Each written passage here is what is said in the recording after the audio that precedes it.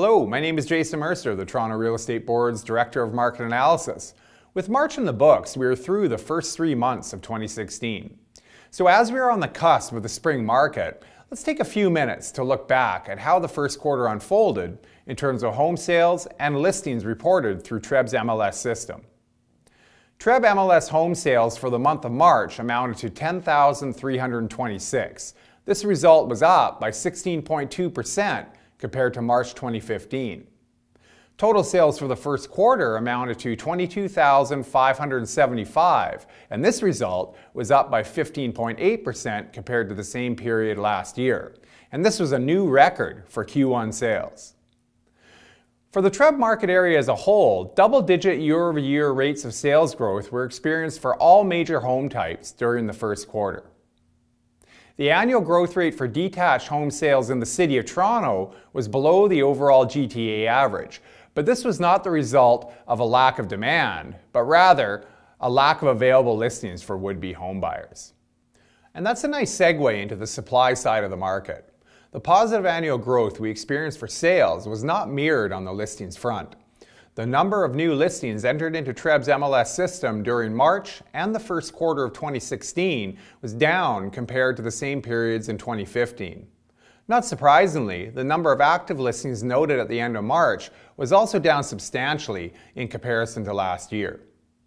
This means that the trend for months of inventory, which is a good measure of overall market tightness, also declined.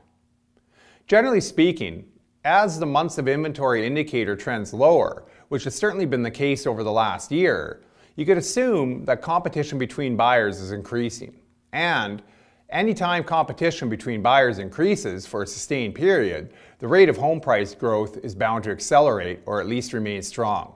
This is certainly what has been the case so far in 2016. The MLS Home Price Index composite benchmark for March 2016 was up by 11.6% compared to March 2015.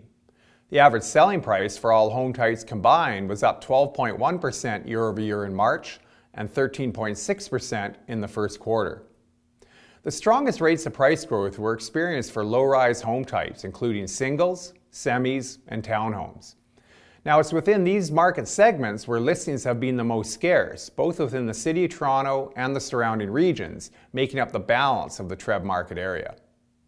With this said, however, it is important to remember that year-over-year price growth for condominium apartments has remained above the rate of inflation.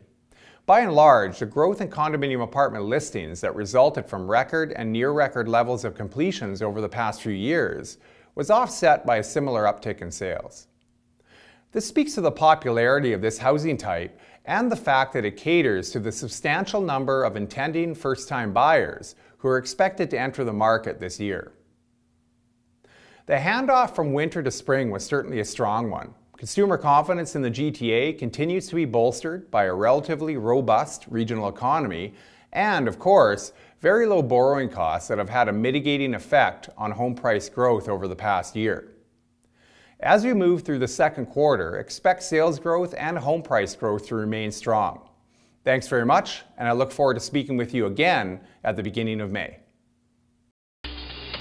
Brought to you by GTA Realtors.